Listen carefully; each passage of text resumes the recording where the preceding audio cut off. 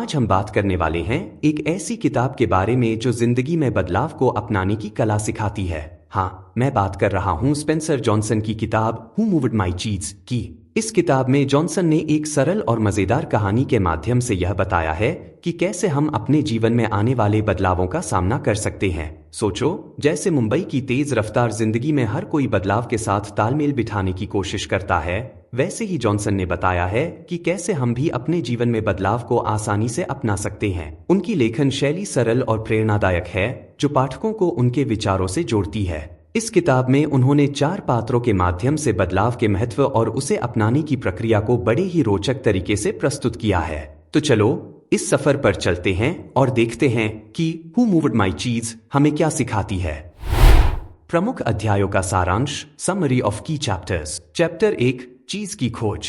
पहले चैप्टर में कहानी की शुरुआत होती है, जहां चारों पात्र भूल भुलैया में चीज की खोज में लगे रहते हैं। जैसे मुंबई की गलियों में लोग अपने सपनों की तलाश में निकलते हैं, वैसे ही ये चारों पात्र भी अपने जीवन की खुशियों की तलाश में हैं, जॉनसन बताते हैं। इस अध्याय में लेखक ने बताया है कि कैसे हम सभी अपने जीवन में खुशियों और संतोष की तलाश में रहते हैं। चैप्टर 2, बदलाव का सामना। इस चैप्टर में जॉनसन ने बताया है कि कैसे चीज का स्थान बदल जाता है और चारों पात्रों को इसका सामना करना पड़ता है। जैसे मुंबई की जिंदगी में हर दिन कुछ नया होता है, वैसे ही इन पात्रों के जीवन में भी चीज का स्थान बदल जाता है। वे कहते हैं, स्निफ और स्करी तुरंत नई चीज की तलाश में निकल पड़ते हैं, जबकि हेम और हॉ बदलाव को स्वीकार नहीं कर पाते और पुराने स्थान पर ही रह जाते हैं। इस अध्याय में लेखक ने बताया है कि कैसे कुछ लोग बदलाव को आसानी से अपना लेते हैं, जबकि कुछ लोग उसे स्वीकार नहीं कर पाते।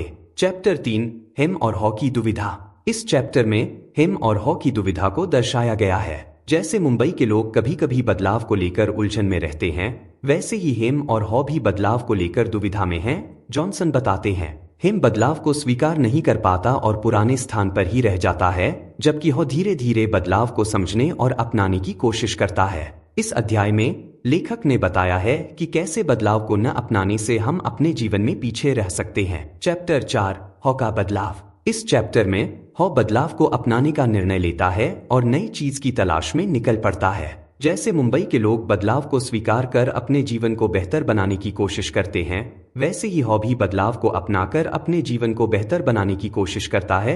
जॉनसन कहते हैं, हॉ ने समझ लिया कि बदलाव जीवन का एक हिस्सा है और उसे अपनाने से हम अपने जीवन को बेहतर बना सकते हैं। इस अध्याय में लेखक ने बताया है कि कैसे बदलाव को अपनाने से हम अपने जीवन में सकारात्मक बदलाव ला सकते हैं। चैप्टर 5, नई चीज की खोज। इस चैप्टर में हॉ नई चीज की खोज में सफल हो जाता है।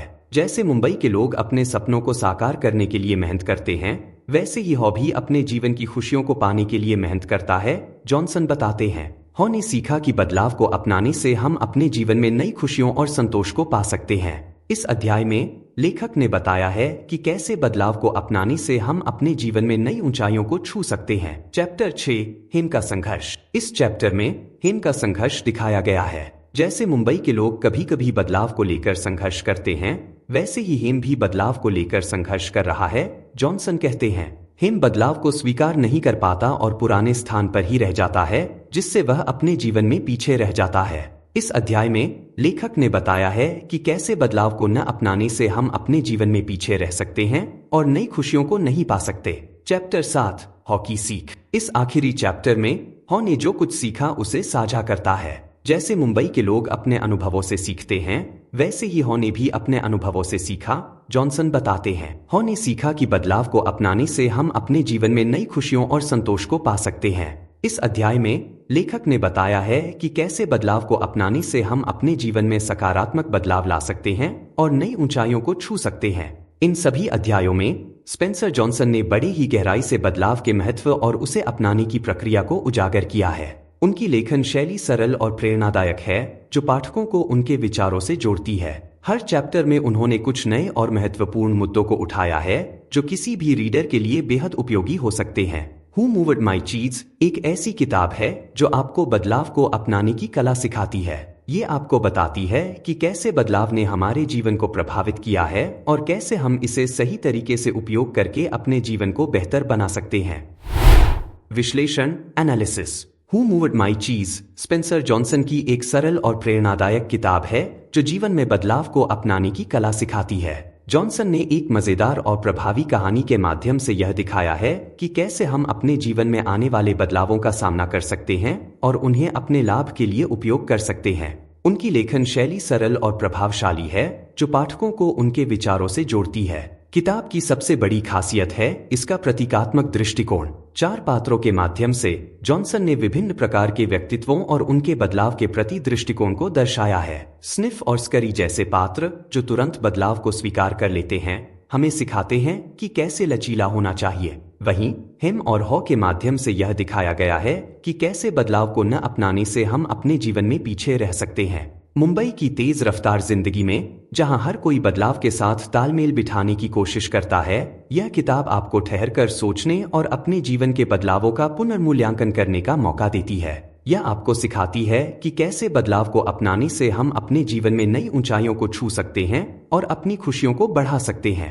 हु मूव्ड माई चीज एक प्रेरणादायक किताब है जो आपको जीवन में बदलाव को अपनाने की कला सिखाती है। यह किताब हर उस व्यक्ति के लिए है जो अपने जीवन में सकारात्मक बदलाव लाना चाहता है और अपने लक्ष्यों को हासिल करना चाहता है। निष्कर्ष कंक्लूजन। हु मूव्ड माई चीज स्पेंसर जॉनसन की एक प्रेरणादायक किताब है जो हमें बदलाव को अपनाने की कला सिखाती है।